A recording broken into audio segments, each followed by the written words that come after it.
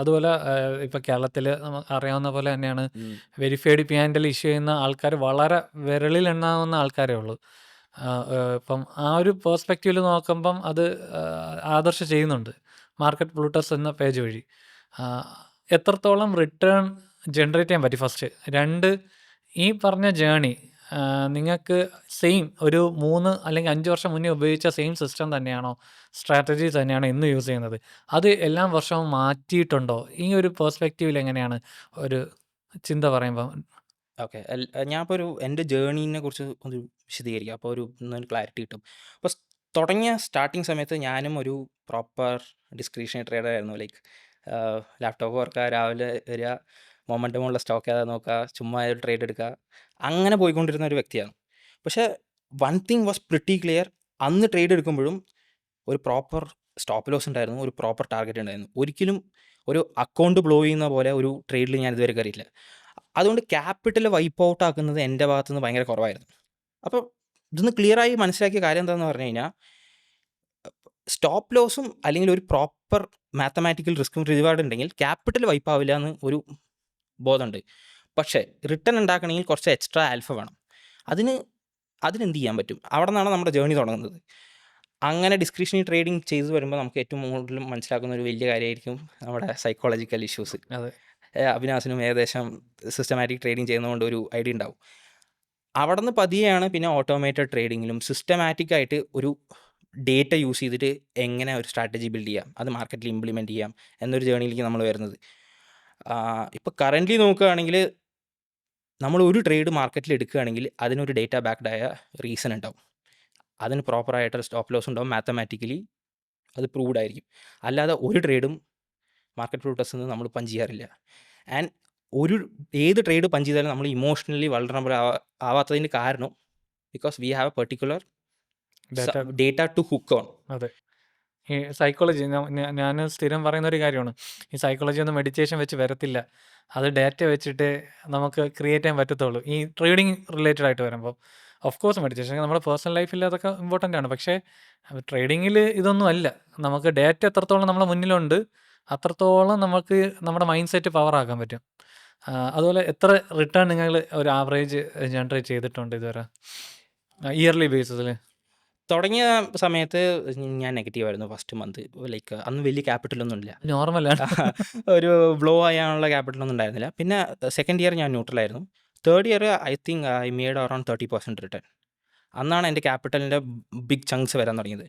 Last 2 year we made around 40%, 45% എനിക്ക് correct ഓർമ്മയില്ല. And പോയ ഫൈനാൻഷ്യൽ ഇയറിൽ വി മെയ്ഡ് ക്ലോസ് ടു 50%. അപ്പോൾ കറൻ്റ്ലി ലൈക്ക് സ്റ്റാർട്ട് ചെയ്ത് പറയാനാണെങ്കിൽ അറൗണ്ട് നമ്മളൊരു 10 lakh ക്യാപിറ്റലിൽ തുടങ്ങിയ ഒരു അക്കൗണ്ടാണിത്. അത് ഓൺ ദ വേ കുറേ ക്യാപിറ്റൽ ആഡ് ചെയ്തിട്ടുണ്ട്. റിട്ടേണും കൂടി ബഫർ കൂടി ഇപ്പോൾ കറൻ്റ്ലി 2.5 CR മാനേജ് ചെയ്യുന്നുണ്ട്. ഈ ആദ്യം ആദർശ് പറഞ്ഞൊരു കാര്യമുണ്ട്. ഈ അക്കൗണ്ട് ബ്ലോ ചെയ്യുന്നില്ല, റിസ്ക് മാനേജ്മെൻറ്റ്, ആ മാത്തമാറ്റിക്കൽ കാൽക്കുലേഷൻ ഉണ്ടെന്നുള്ളത്. അത് തന്നെയാണ് ഒരു ബേസിക്കലി എനിക്കൊന്ന് ഒരു ട്രേഡറിന് വേണ്ട മെച്യൂരിറ്റി. അത് അച്ചീവ് ചെയ്താൽ തന്നെ അവൻ ഒരു 90% കഴിഞ്ഞെന്നാണ് എൻ്റെ ഒരു വിശ്വാസം. അല്ലെ, ഒരു ആ മാത്തമാറ്റിക്കൽ ഒരു എത്ര ട്രേഡ് എടുക്കുമ്പോൾ അത് വാഷ് ഔട്ട് ആവും എന്നുള്ളൊരു കോമൺ സെൻസ് നമുക്ക് മനസ്സിലാക്കാൻ പറ്റിക്കഴിഞ്ഞാൽ തന്നെ അവിടെ നമ്മൾ സക്സസ് ആയി ആസ് എ ട്രേഡർ. പിന്നെ റിട്ടേൺ ജനറേറ്റ് ചെയ്യാന്നുള്ളതാണ്. ലുക്ക് ഇത് let me tell you like പേഴ്സ്പെക്റ്റീവാണ് എനിക്ക് ഭയങ്കര പ്രശ്നമായിട്ട് തോന്നുന്നത് ഇന്നത്തെ കാലത്ത്. കാരണം നമ്മളെല്ലാവരും മാർക്കറ്റിലേക്ക് വന്നത് ഒരു നരേറ്റീവ് ബേസിസിലാണ്. കാരണം നമ്മൾ മാർക്കറ്റിൽ വന്നത് യൂട്യൂബ് ചാനൽ കണ്ടിട്ടും അവിടെ നിന്ന് ഇൻസ്പിറേഷൻ എടുത്താണ്. കാരണം നമ്മുടെ ബേസിക് നരേറ്റീവ് നമുക്ക് എന്താ കിട്ടിയത്?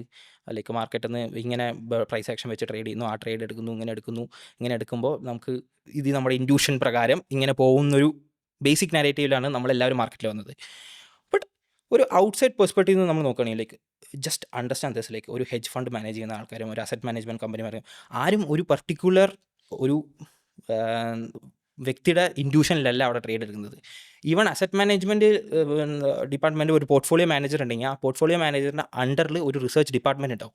ആ ഓരോ റിസർച്ച് ഡിപ്പാർട്ട്മെൻറ്റ് ഒരു ഡേറ്റ ബാക്ക്ഡായ ഒരു കാര്യം കൊണ്ടുവന്നിട്ട് അറ്റ് ദ എൻഡ് ഗോൾ എന്ത് ചെയ്യണമെന്ന് മാത്രമാണ് ഒരു വെച്ചത്.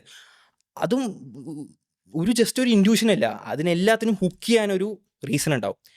പ്രോബ്ലം എന്താ വെച്ച് കഴിഞ്ഞാൽ എല്ലാ ട്രേഡർക്കും ഇവരുടെ ഹുക്ക് ചെയ്യാനുള്ള റീസൺ എന്ന് പറയുന്നത് സ്വന്തം ഇൻഡ്യൂഷനാണ്. ആൻഡ് സ്വന്തം ഇൻഡ്യൂഷൻ എന്ന് പറയുന്നത് ജസ്റ്റ് ഹ്യൂമൻ ഇമോഷൻ പറയുന്നതിന് ഒരു താളവുമില്ല, രാഗവുമില്ല. ലോജിക്കില്ല. അത് എപ്പോഴും മാറിക്കൊണ്ടിരിക്കും. അത് ഹുക്ക് ചെയ്യാൻ പറ്റുന്ന ഒരു നല്ല കാര്യമല്ല. ഡേറ്റയ്ക്ക് മാറ്റാൻ പറ്റില്ല. ഉള്ളത് നടന്നതാണ്. അതിപ്പോ ഞാൻ പറഞ്ഞാലും ആദർശ് പറഞ്ഞാലും ഡേറ്റ ആ ഈസ് സയൻസ്, സയൻസ് അല്ല, മാത്തമാറ്റിക്കലി പ്രൂവ്ഡ് മാത്തമാറ്റിക്കലി ആണ്. പ്രൂവ്ഡ് ആണ്.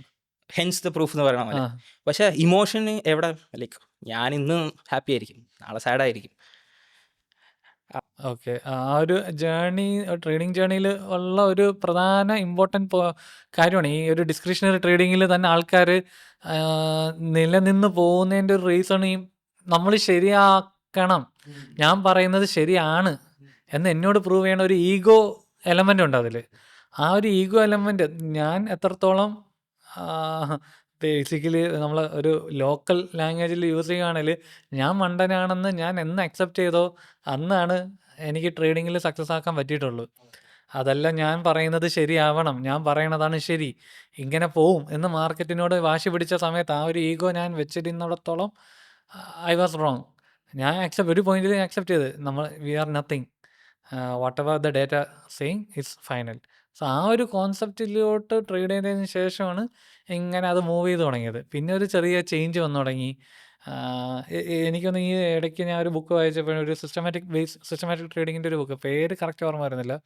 പുള്ളി ഇതുപോലെ ഇതേ സ്റ്റേറ്റ്മെൻറ്റാണ് പുള്ളി ഉപയോഗിച്ചേക്കണം. പുള്ളി എന്നത് അത് പുള്ളി ഒന്നുമല്ല, മാർക്കറ്റിൻ്റെ മുന്നിൽ ഞാൻ സീറോ ആണെന്ന് മനസ്സിലാക്കി എൻ്റെ ഈഗോയെ മാറ്റി വെച്ച് അവിടെയാണ് ഒരു ടേണിംഗ് പോയിന്റ് വരുന്നത്. അപ്പോൾ അത് ഫാക്റ്റാണ് ഒരു. പക്ഷേ ഇത് എനിക്കൊന്ന് 95% ആൾക്കാർ ഈ ഫെയിൽ ആവുന്നതിൻ്റെ ഒരു റീസൺ അവിടെ തന്നെ ആവണം.